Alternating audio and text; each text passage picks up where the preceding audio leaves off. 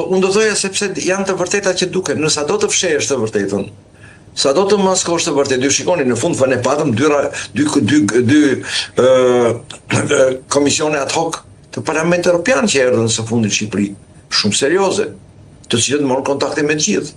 Dhe që konstatuan një situatë shqetësuese në Shqipëri në këto nivele që fola pak më sipër. Pra e vërteta nuk mund të fshihet gjithmonë. E vërteta nuk mund të mbulohet, e vërteta del. Dhe prandaj ne rinj theksojmë këtë gjë, që ne duhet koncentrohemi në përmbushjen e standardeve të brendshme. Nëse ne realizojmë standardet, rrugët, dyert e Bashkimit Evropian janë të hapura për ne. Dhe mos kemi iluzione me ato, nga ato që do të Rama me Vučićin atë artikullin që është anti-europeist, që kërkon të fusi Shqipërinë si regjim edhe Serbinë si regjim në Bashkimin Evropian. Kjo është e pamundur. Prandaj ne jemi të qartë. Gjërat po nuk u thanë qartë, po nuk u thanë hapur, po nuk u thanë në mënyrë korrekte, ashtu si janë, nuk mund të korrigjohen. Nuk mund të hysh në Bashkimin Evropian duke fshehur realitetin. Është një iluzion i autokratëve kjo punë dhe padyshim dështon dhe këtu rreziku është se nuk dështon Rama këtu. Nuk dështon Shqipëria. Rama bën të shkatërrohet një nga apo të vonohet një nga aspiratat më madhore të Shqipërisë si integrimi evropian. Zoti Sheu, për herë të parë në dokumentet europiane përmenden rrjetet e patronazhit politik. Sa i rëndë është ky sinjal për mazhorancën? Po përmendet jo vetëm kjo, përmendet edhe raporti se bëhet diell në tërësi. Kjo përmendet për herë të parë. Po, përmendet, po. Pra jo vetëm kjo, përmendet për herë të parë dhe imuniteti. Përmendet për herë të parë. Përdoret edhe korrupsioni si e keqe vendimtare për vendin. Pra përmenden shumë element, ju shumë mirë ma kujtohet edhe çështja e patronazhit, sepse gjërat fillojnë të zbulohen, dalin të vërtetat. Pra, nuk është absolutisht gjë më e gabuar të kërkosh të paraqesësh një Shqipëri ndryshe nga ç'është para syve të Evropës. Se dalin sot bota është bërë e vogël. Dytë, grupet e kontrollit që erdhen nga Parlamenti Evropian shumë të dolën me konkluzionet të qarta. Pra, është e pamundur sot të fshihet e vërteta. Okej, Shqipëria ka një atut të madhe sot në dorë në integrimin evropian, që është faktori gjeopolitik. Kjo po. Por a mjafton vetëm kjo për të bërë antar i Bashkimit Evropian? Jo.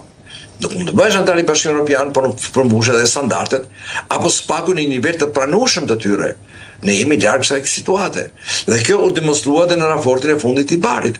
Kjo u demonstrua edhe në raportin e fundit të Komisionit të Jashtëm të Bashkimit Evropian. Janë shumë elemente, e them me shumë që ke qartë këtë gjë. Unë jam nga ata që them qartësisht, integrimi evropian është jetik për Shqipërinë. Mos integrimi në Europë i Shqipërisë vën në rrezik ekstensën e kombit shqiptar, përkatësinë e kombit shqiptar.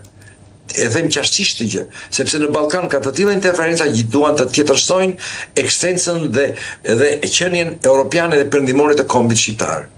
Dhe këtë ne duhet ta bëjmë, por ama kjo do kërkon të mbush standardet. Po. Pa nga ana tjetër, ju shikoni diçka nuk ka asnjë transparencë. Raporti materiali që ka dorëzuar Rama në Bruksel duhet kalonte spari në Komisionin e Jashtëm të Parlamentit Evropian, të Parlamentit Shqiptar, më fal. Nuk ka ardhur asgjë. Pra kërkohet çdo gjë të bëhet në errësirë. Nuk ka ardhur asnjë material as e shkruar nga qeveria që do dorëzohesh në Bruksel për të kaluar siç është në ligje, thotë qartësisht, që duhet kalonte përpara në Komisionin e Jashtëm. Nuk ka ardhur. Ka një mungesë të thellë transparence. Kjo qeveri kërkon të mbylli, sepse ka frikë nga e vërteta. Po e vërteta nuk mund të fshesh. Me gjithë mungesën e transparencës, ju gjithsesi i bashkuat votat me Partinë Socialiste për një rezolutë të përbashkët për integrimin. Jo vetëm për rezolutën, po edhe për rregulloren e Parlamentit.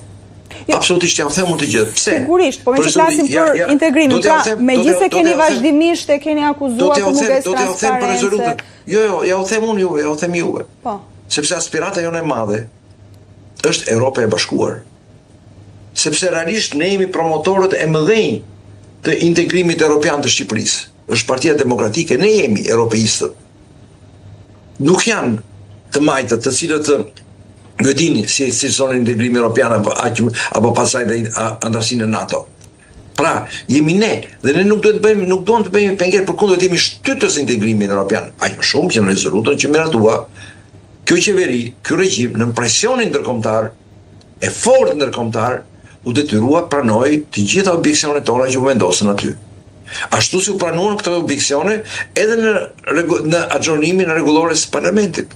Po Partia Demokratike ka qenë nën presion nga ndërkombëtarët për këtë rezolutë, zoti Sheu? Jo, absolutisht jo. Absolutisht jo, përkundrazi.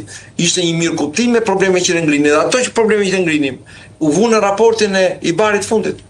U deklaruan në raportin e Komisionit Evropian, të Parlamentit Evropian, pak ja përpara. Pra, asnjëherë jo. Ishte kjo qeveri, kjo regjim që detyrua i pranoi të gjë. Dhe atje u vun pikërisht ato elementë që ne kemi shkëmbruar prekosh. Dhe derisa u vun, neve kemi vullnetin e madh që të shtyjmë përpara procesin e integrimit.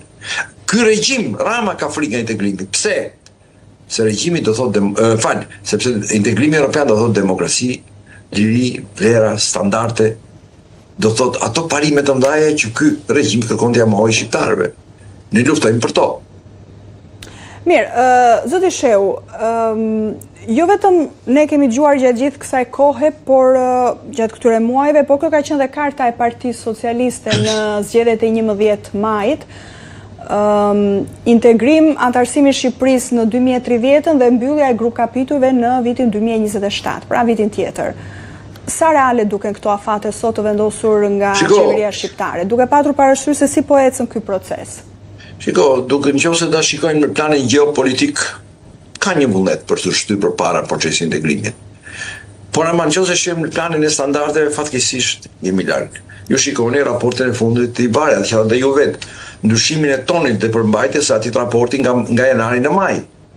Kjo të vë ndryshime, sepse realisht edhe përgjigja që dha Komisioni Evropian ndaj artikullit famkeq Rama Vučić që kërkonte mos respektimin e standardeve ishte që me shumë ironi që Rama dhe Vučić duket nuk njohin procedurat e integrimit evropian, sepse nuk ka integrim evropian pa standarde. Dhe kjo i shërben edhe Shqipërisë dhe shqiptarëve, të gjithë i shërben, që integrimi evropian të shërbejë si një presion i madh për të realizuar standardet. Ne këtë duam. Shqipëria të realizojë standardet, të sa më demokratike. Pse në të mënyrë ka sigurt integrimi evropian.